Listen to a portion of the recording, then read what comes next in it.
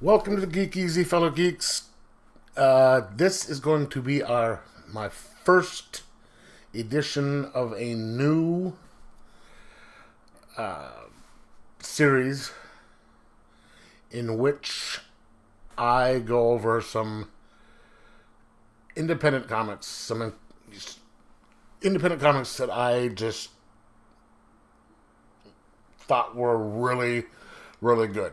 Especially like a new one issues that I picked up, even if it's a first or more. So today, this first one is going to be Gene Simmons' Dominatrix #1. Stick around to find out what I thought.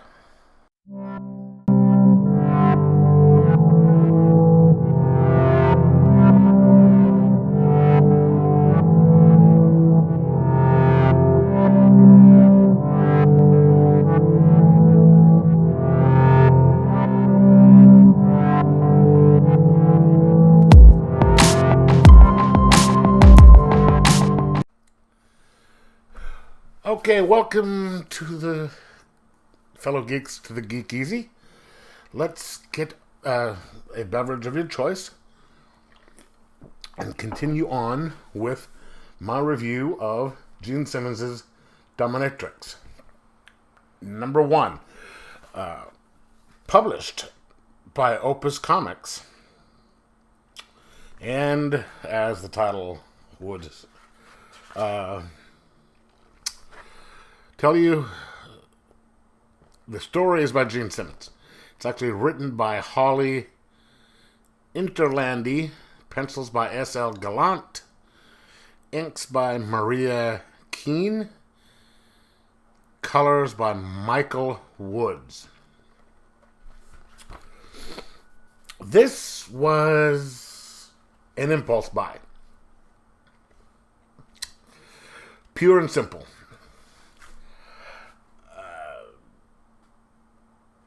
They say never judge a book by its cover. I sort of like the cover, but I also am a fan of Kiss and Gene Simmons, even though he is kind of a dick. I've met him in person, and he's all those things people say about him, more than likely true, because, yeah, he was that way when I met him. But that's neither here nor there. I wanted to check it out, and so I bought it. It is $4.99.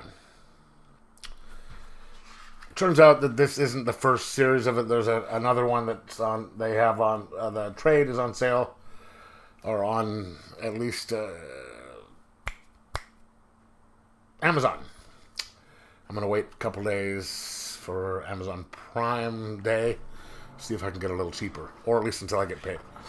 Okay, so starts out being narrated, and you have this woman getting dressed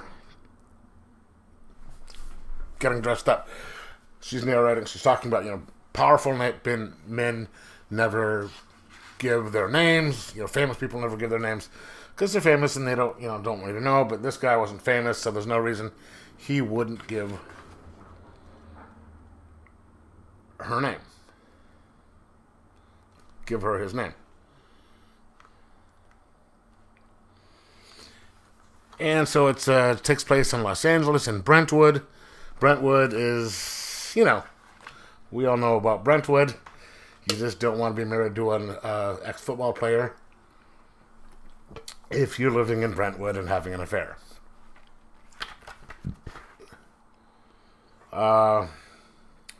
So you can see this guy is just starting it, and then all of a sudden, boom. People break in.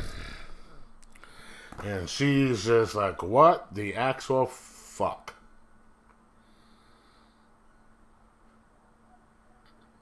In fact, she says, I have no idea what the fuck is going on. She's trying to get out, but the guy says, hey. And he grabs her, wants to pull free, but she says, hands her a bag and says, "You're going to need this." So she kind of runs out and gets down the fire escape because she doesn't want to get attacked by whoever these people are. And so she gets chased. So she's runs to hide and finds out that hey, this maybe it's weapons to help her get free, or money to she can get away. Nope, pills. And somehow there's I don't know if it's a flashback or something that says makes her feel numb, and then she decides, okay, let's take this because maybe it'll help. And all of a sudden she knows how to kick ass. Maybe not take any names because she didn't ask, but she knows how to kick ass.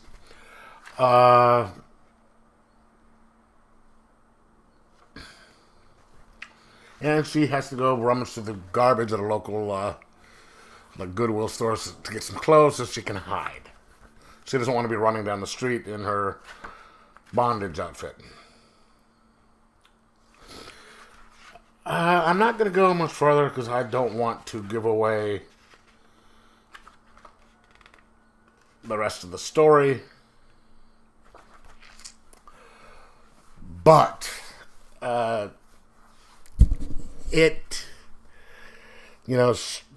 this story hits the ground running and keeps going. You are following her, and she's trying to figure out what the hell's going along, and you're going right along with her. What the actual hell is going on? I mean, all she was doing was getting paid to, step on some dude's face while, ordering him around. And a bunch of guys with guns come in, and they all have these same face masks on and start to come after her because I guess she saw what was going on. It is a really good story.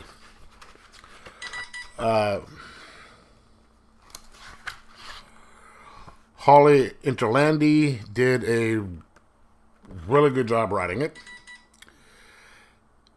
S.L. Gallant does some incredible art, and the inks and colors are just do a really add to how wonderful this story looks. I mean, it's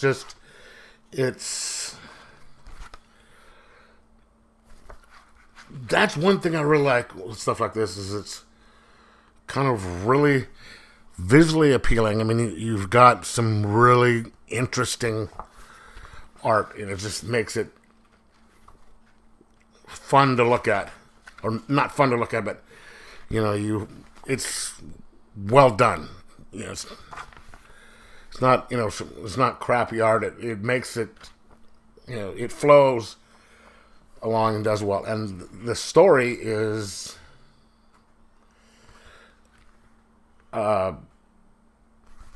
interesting because is well written. It's just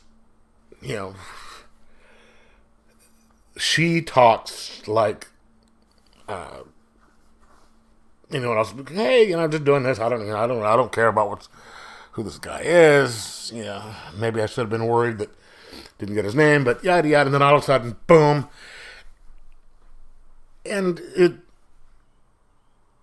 she's reacting like someone would in this situation, and going, whoa, holy cow. So I'm going to recommend this book. It is really good.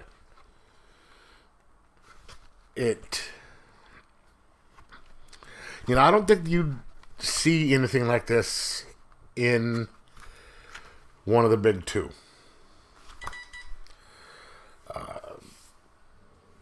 Even if it wasn't a Capes and Cowl book, which this isn't, but or so far. but it's kind of a subject matter that you wouldn't see in the big two. And it's just, some of the stories they're trying to cram down our throats and those are just, and that's why everyone's switching over to independent ones. But this is just a kind of a cool story of maybe a wrong place at wrong time, and people trying to figure out what is going on and how to get out of it. So I'm going to give this a 4.5 out of 5 and say that I was really, really happy that I picked this up because it was worth it. And I am going to make sure that this is put on my list for pulls. Because, yes. Anyway, let me know in the comments below whether you have read it or not, whether you read the first one or not, and what you thought of it. And like, subscribe, and most of all, enjoy your comics.